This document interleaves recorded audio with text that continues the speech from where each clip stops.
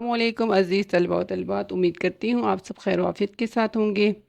آج ہم کریں گے غزل میر تقی میر کی اشعار نمبر 4 تا 6 کی تشریح جماعت نحم سے۔ چلیں شروع کرتے ہیں۔ شعر نمبر 4۔ جبیں سجدہ کرتے ہی کرتے گئی، حق بندگی ہم ادا کر چلے۔ میر تقی میر اس شعر میں کیا کہتے ہیں؟ غزل کے اس شعر میں شاعر میر تقی میر اپنی زندگی اور اللہ کے حق بندگی ادا کرنے کی بات کر رہے ہیں۔ وہ کہہ رہے ہیں کہ میں نے تمام عمر سجدے کی حالت میں اور بندگی میں گزار دی اور اسی حالت میں اس دنیا سے چل دیا۔ یہ جملہ انسان کی عاجزی، عبادت اور خدا کے سامنے سر تسلیم خم کرنے کی عکاسی کرتا ہے۔ اس میں ایک گہرا روحانی پیغام پوشیدہ ہے جو انسان کی زندگی کے مقصد اور اس کے انجام کو بیان کرتا ہے۔ سجدہ، جو عبادت کی انتہائی عاجزانہ حالت ہے، انسان کے خدا کے سامنے جھکنے اور اپنی بے بسی کا اعتراف کرنے کی علامت ہے۔ یہ جملہ بتاتا ہے کہ انسان نے اپنی پوری زندگی خدا کی بندگی میں گزار دی اور اسی عاجزی اور وفاداری کے ساتھ اس دنیا سے رخصت ہوا۔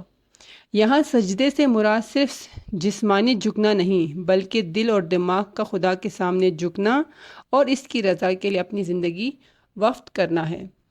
حوالہ جات میں یہاں شعر شامل کیا ہے۔ یہی عبادت، یہی بندگی کا سلیقہ ہے کہ تو خدا کو خدا کے لیے سجدہ کر۔ اس شعر میں زندگی کے اختتام کا ایک پرسکون اور پرامن تصور پیش کیا گیا ہے۔ انسان نے اپنی زندگی کو خدا کی عبادت اور بندگی میں گزارا اور اسی حالت میں اس دنیا سے چل دیا۔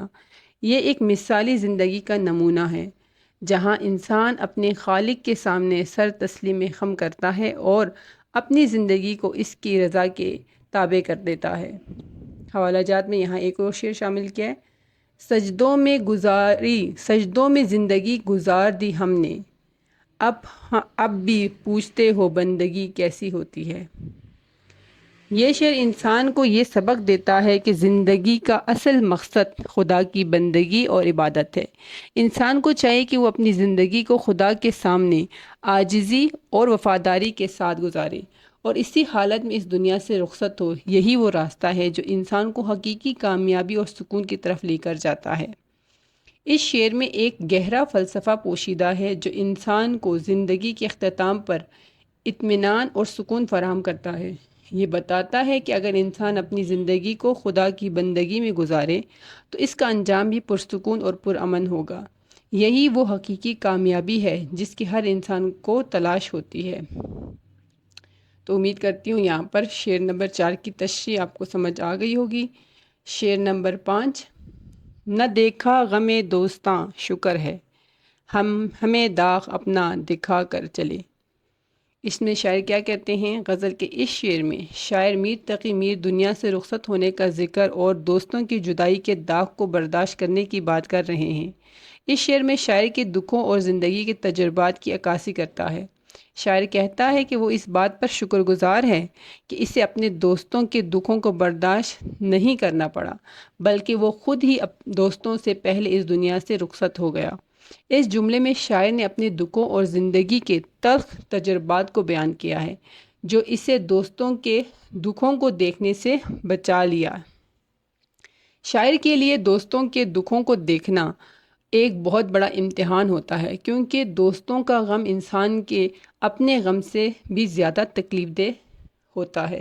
شاعر کہتا ہے کہ وہ اس بات پر شکر گزار ہے کہ اسے اپنے دوستوں کے دکھوں کو برداشت نہیں کرنا پڑا، بلکہ وہ خود ہی دوستوں سے پہلے اس دنیا سے رخصت ہو گیا۔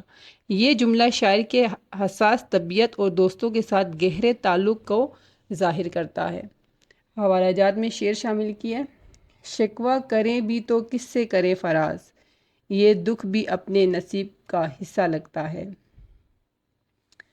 اگلا شعر میں نے یہاں پہ ایک اور شعر شامل کیا ہے۔ ہم اپنے زخم کسی کو دکھا نہیں سکتے کہ زندگی نے سکھایا ہے خاموش رہنا۔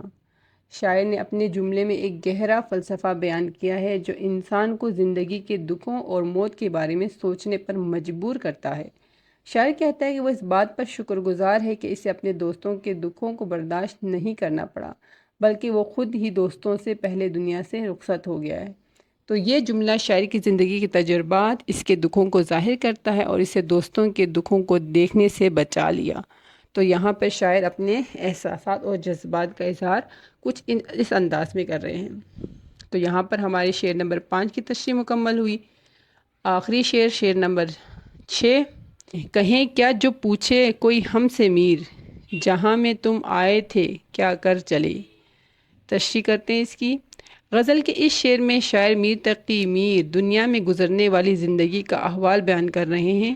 وہ کہتے ہیں کہ اب میری زندگی گزر گئی اور میں موت کے قریب پہنچ گیا ہوں۔ میری زندگی ختم ہونے والی ہے اور مجھ سے ضرور سوال جواب ہوگا کہ تم نے زندگی میں کیا کام کیے۔ اگر کسی نے مجھ سے سوال کیا کہ تم نے اس دنیا میں آ کر اپنا وقت کیسے گزارا اور زندگی میں کیا کیا، تو میرا جواب یہی ہوگا کہ میں اس دنیا میں آ کر اپنی زندگی کو تلاش کیا، اپنے جذبات، خیالات، تجربات کو سمجھا اور انہیں الفاظ کی شکل میں ڈالا۔ میں نے اپنے اندر کی آواز کو سننے کی کوشش کی اور اس کی ترجمانی کرنے کی جستجو کی۔ یہاں پہ حوالہ جات میں نے شعر شامل کیا ہے۔ ہستی کا اسبات بھی ایک وہم ہوا آخر، جو کچھ نظر آتا ہے سب خواب ہوا آخر۔ زندگی کی حقیقتیں، خوشیاں اور غم، ہر ایک لمحہ میرے لیے ایک نیا سبق بنے۔ میں نے وقت کو بے وقوفی میں ضائع نہیں کیا بلکہ ہر دن کو ایک موقع سمجھا جس میں کچھ نیا سیکھ سکوں، کچھ نیا تخلیق کر سکوں۔ زندگی کی مختلف رنگوں میں اپنے احساسات کو شعر کی صورت میں بیان کیا۔ ان اشعار کے ذریعے دنیا کو اپنی حقیقت کا شعور دیا۔ یہاں ایک اور شعر شامل کیا حوالہ جات میں۔ لے سانس بھی آہستہ کہ نازک ہے بہت کام، آفاق کی اس کارگئے شیشہ گری کا۔ ہر ملاقات، ہر تجربہ، ہر دکھ اور ہر خوشی میری تخلیقی صلاحیت کو بڑھانے کا ذریعہ بنی۔ میں نے اپنے وقت کو اپنے مقصد کے لیے استعمال کیا، جو کہ لوگوں تک اپنے خیالات، احساسات، تجربات پہنچانا تھا۔ میری زندگی کا مقصد محض دنیا میں نام کمانا نہیں تھا بلکہ اپنی اصل حقیقت کو دریافت کرنا اور اس حقیقت کو اپنی تخلیقی صلاحیتوں کے ذریعے دنیا تک پہنچانا تھا۔ لہٰذا میں نے اپنی زندگی کو بامقصد گزارا، جہاں ہر لمحہ میرے لیے ایک تخلیقی عمل اور خود شناسی کا سفر تھا۔ تو یہاں پر شاعر جو ہے اپنی شاعری کی طرف اشارہ کر رہے ہیں کہ انہوں نے اپنے احساسات کو، اپنے خیالات کو، اپنے جذبات کو یا اپنی سوچ کو الفاظ کے ذریعے، شاعری کے ذریعے ہم تک پہنچایا، لوگوں تک پہنچایا اور اس کا اظہار الفاظ کے ذریعے کیا۔ تو انہوں نے اپنی زندگی کو، اپنے وقت کو، اپنے ہر لمحے کو اس کام میں صرف کیا اور اس کام میں گزارا۔ تو یہاں پر ہمارے شعر نمبر 6 کی تشریح بھی مکمل ہوتی ہے۔ امید کرتی ہوں کہ آپ کو اچھی طرح سمجھ آ گئی ہوگی اور آپ بہت اچھی اور معیاری تشریح کرنے کے قابل ہو سکیں گے۔ اگلی ویڈیو تک اللہ حافظ۔